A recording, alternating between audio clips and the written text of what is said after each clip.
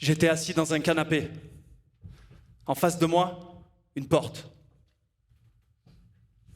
Dans ma main, une arme. Et à ma gauche, un miroir. Derrière cette porte, un homme. Il frappait, il hurlait, il voulait rentrer de force. Il promettait qu'il allait m'ôter la vie. Je connaissais cet homme, ce sombre palmarès.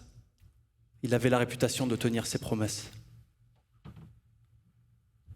Je me suis regardé. Je me suis vu, tête rasée, le teint gris, des cernes. Je me suis détesté. J'avais 20 ans. Mon cœur battait tellement fort, j'avais l'impression qu'il allait sortir de mon corps. Je me suis dit, mais dans quel guêpier je me suis fourré encore? Je regardais mon arme, et à cet instant précis, je me suis posé des questions qu'aucun homme dans sa vie ne devrait se poser. Et s'il rentre? Je tire? Et si je tire où? Je vise quoi?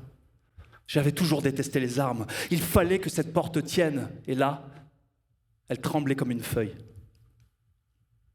Je me suis regardé à nouveau. À l'époque, je n'avais rien. J'avais décroché de l'école à 15 ans. Je jouais à une macabre marelle, sautant de bêtise en bêtise et de problème en problème. J'avais seul le rap pour passion, tout le reste était autodestruction. Et vous savez le pire? C'est que cet homme, derrière cette porte, je l'admirais. Il faisait partie des gangsters, des voyous dont j'avais l'impression qu'ils avaient repris leur dignité sur cette société qui m'avait rejeté. Bref, j'étais assis dans un canapé. En face de moi, une porte. Et derrière cette porte, un homme qui voulait m'ôter la vie. Bonsoir. Je m'appelle Naïm. Naïm en arabe, ça veut dire la douceur du paradis. Mes parents m'ont appelé douceur. Je crois que j'avais pas bien compris le projet au départ. Alors vous savez, depuis ce canapé, j'ai beaucoup travaillé sur moi en utilisant plein d'outils.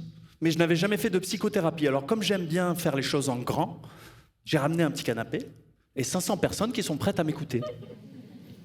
Mais si vous m'écoutez, j'aimerais que vous le fassiez avec les oreilles d'un certain homme, Carl Gustav Jung. Il était le père de la psychologie analytique, contemporain, ami, disciple et contradicteur d'un certain Sigmund Freud. Il nous a légué de magnifiques concepts, synchronicité, inconscient collectif, les masques, les ombres, et un en particulier dont j'aimerais vous parler qui est l'individuation. Mais avant cela, laissez-moi vous présenter quelqu'un.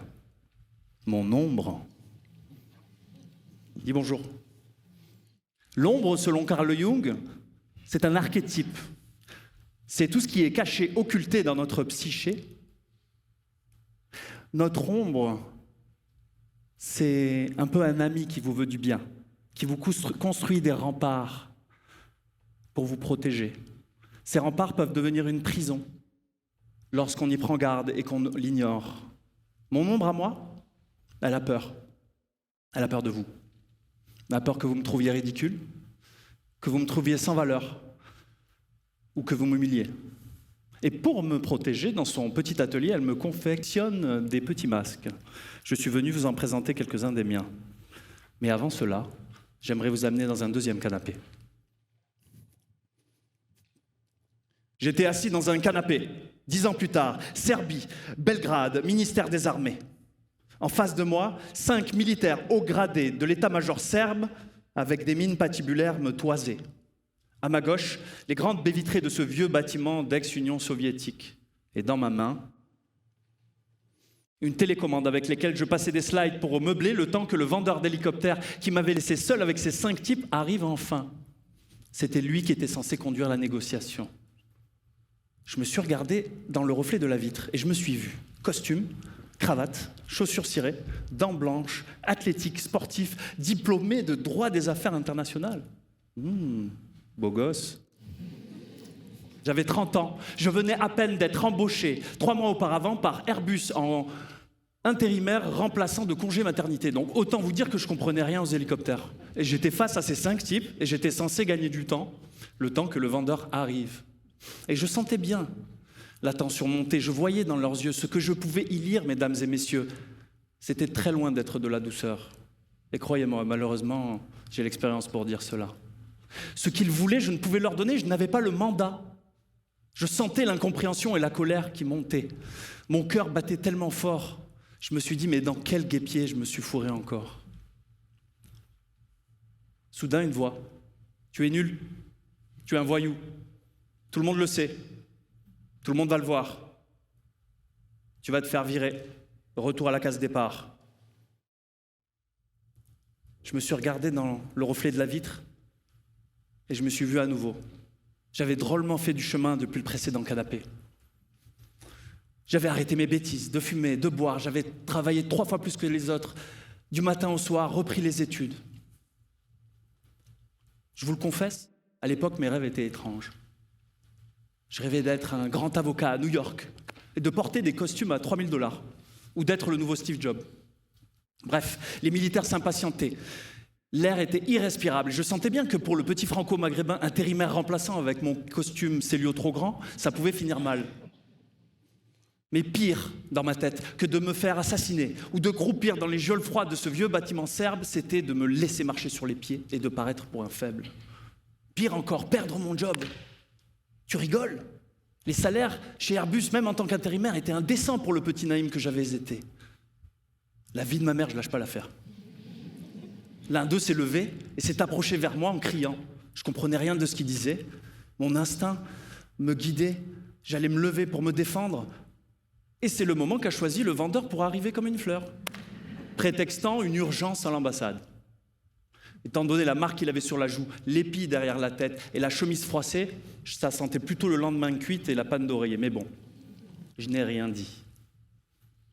La négociation s'est bien finie, et de retour en France, il s'est plu à raconter à qui voulait l'entendre que j'avais été héroïque dans cette négociation.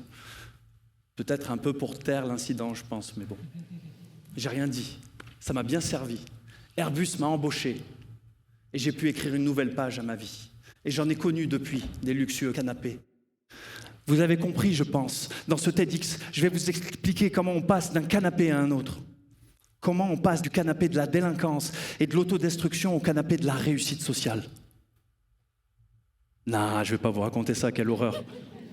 Je vais vous parler de Carl Jung, et de l'individuation et des masques. D'ailleurs, est-ce que vous avez des masques, vous? Madame Parfaite, vous êtes là, Madame Parfaite? Cette mère admirable, cette collègue à l'écoute, cette copine exemplaire, cette citoyenne modèle. Ah, ça va, pas trop serré ce costume? Et Monsieur le Sauveur, il est là, Monsieur le Sauveur? Est-ce que quelqu'un a un déménagement ce week-end? Parce qu'il va vous aider, Monsieur le Sauveur, parce que c'est un mec bien, Monsieur le Sauveur. Et même s'il a un lumbago, il va vous le porter, son frigo. Et Monsieur et Mesdames les clowns, vous êtes là? Sarcasme en bandoulière, humour en carapace. J'ai une question. Vous rigolez bien quand vous êtes seul? Vous voyez, ces 3 masques, ce sont des classiques. Et je les ai portés, moi, dans différentes situations. Parce que dans notre vie, ces masques évoluent. En fonction des situations, de la pression sociale, de sa religion, de son âge. Par contre, votre ombre, elle reste intacte. Si on ignore son existence, toujours les mêmes traumas, toujours les mêmes peurs et toujours les mêmes mécanismes de défense. Le masque, selon Carl Jung, c'est le visage social que votre ombre souhaite présenter au monde. Il appelle cela aussi le persona. Mon persona, à moi, dans le premier canapé, c'était quoi? Le rebelle? Le voyou? Le monde me rejette? Je rejette le monde, ses règles, je m'en affranchis. Sa fonction, me protéger contre l'humiliation, la domination. Dans mon deuxième canapé, mon masque, celui de la réussite sociale, la réussite apparente, collectionner les titres, les diplômes et les accomplissements. D'ailleurs, petit aparté, quand mon ombre a appris qu'on allait faire un TEDx, elle était bien contente, la fripouille. Hein. Je lui ai dit, ah bon, tu le prends comme ça? Ah ben, qu'est-ce que ça te dit si on parle de toi? Elle a fait moins la maline. Voyez, le masque de la réussite est un piège. C'est un puits sans fond. C'est un chemin sans fin. J'en ai réussi 2-3 trucs dans ma vie. Hein. Mais à chaque sommet de l'Everest, point de célébration. On vise le prochain. On se sent vide. Et au moindre petit échec, on se sent nul. On se sent rien. On se sent moins que rien. Et c'est là le piège, lorsqu'on ne connaît pas son ombre, c'est de confondre ses masques avec qui l'on est vraiment. Un peu comme un comédien qui rentrerait chez lui et qui a trop joué le même rôle et qui a oublié qui il était. Bon, à ce stade, vous pouvez légitimement vous poser la question, est-ce qu'il faudrait jeter ses masques pour être heureux? Ou existe-t-il une manière de tempérer les ardeurs de son ombre? Moi, j'ai trouvé mes petites solutions dans un 3e canapé.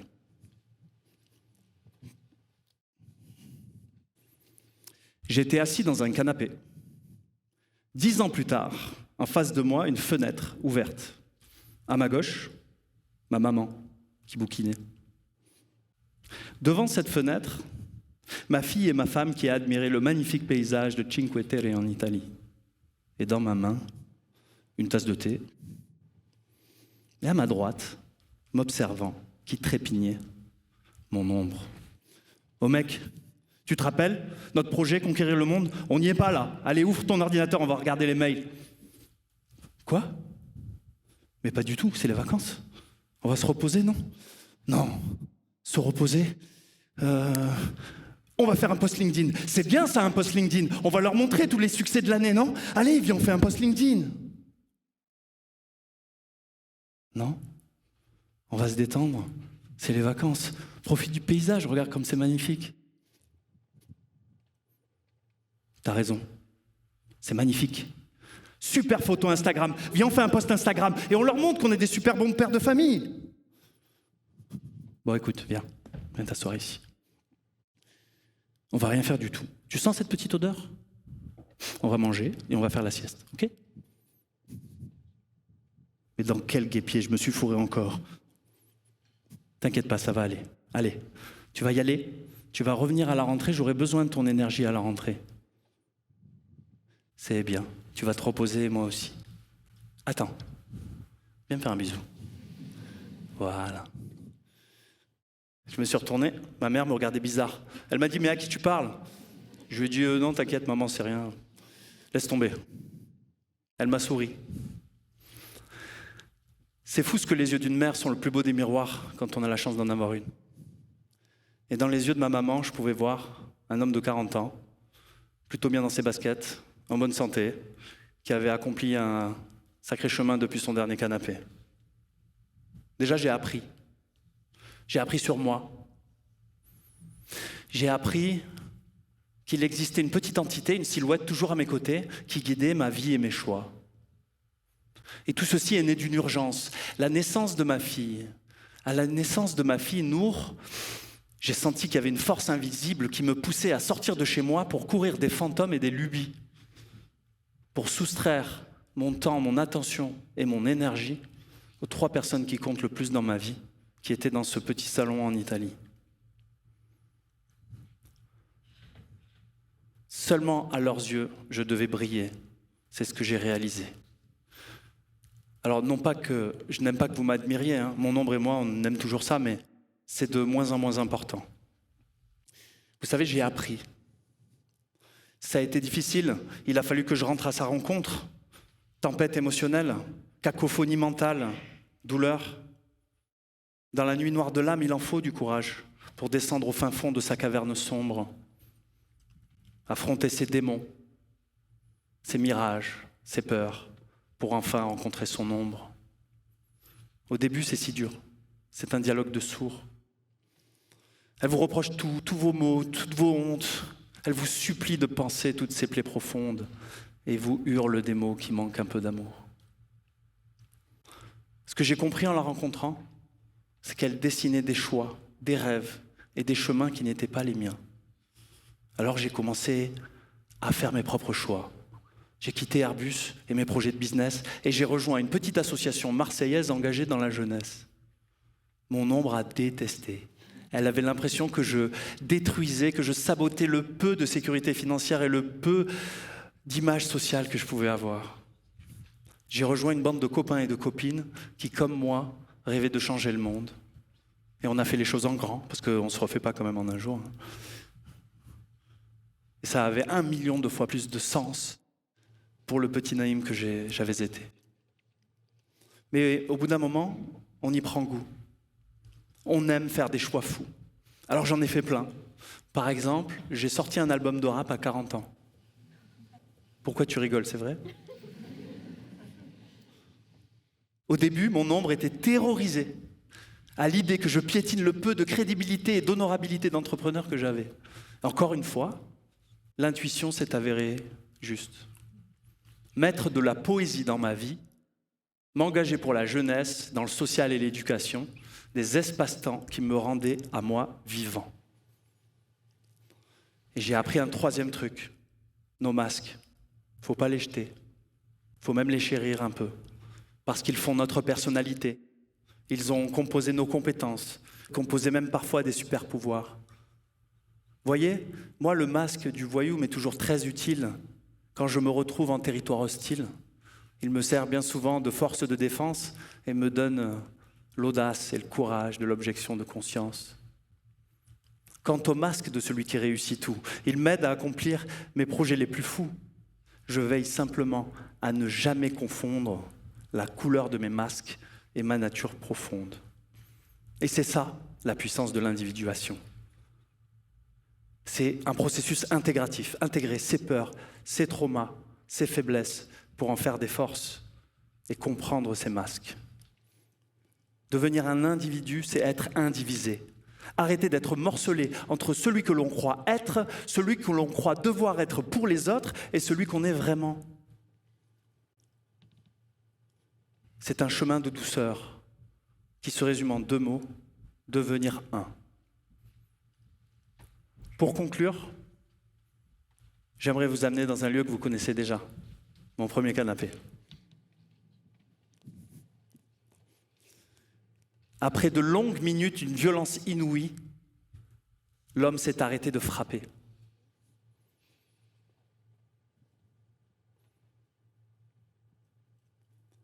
Plus rien, grand silence. Je suis retourné m'asseoir en me jurant que je n'ouvrirais pas de sitôt, en pensant tout de suite à un piège. Et je suis resté là, seul, avec une arme, un miroir et moi-même. Voyez cet homme, devant vous ce soir, j'ai envie de le remercier. Parce qu'il m'a fait un cadeau, sans le savoir. Il m'a offert de rester seul pendant des heures avec un miroir dans une période de ma vie où j'en avais le plus besoin. Et puis, je suis parti. J'ai ouvert la porte, j'ai couru. J'ai eu une envie irrépressible de voir ma mère. Ah oui, au fait, mes rôles modèles. C'est plus Antonio Montana ou Al Pacino dans Scarface ou Steve Jobs ou les avocats new-yorkais. Hein. C'est quelqu'un de beaucoup plus inspirant. C'est ma maman. Parce qu'elle, elle a connu des vraies galères et elle a poursuivi ses rêves. Elle a repris les études devant moi. Elle est devenue assistante sociale dans cette ville, à Aix. Elle est passée d'un côté du bureau à l'autre. Elle s'est occupée de sa famille, de sa mère, de ses amis, de son fils, et c'était pas une mince affaire. Tout en s'en fichant pas mal de ce que les gens pensaient. En fait, ma mère, elle incarne ce que je pense être une vie réussie. Elle incarne cette douceur dont elle m'a nommé. Voilà, je m'appelle Naïm. Naïm en arabe, ça veut dire la douceur du paradis. Mes parents m'ont appelé Naïm. Ils m'ont appelé douceur. Ça y est, je crois que j'ai compris le projet.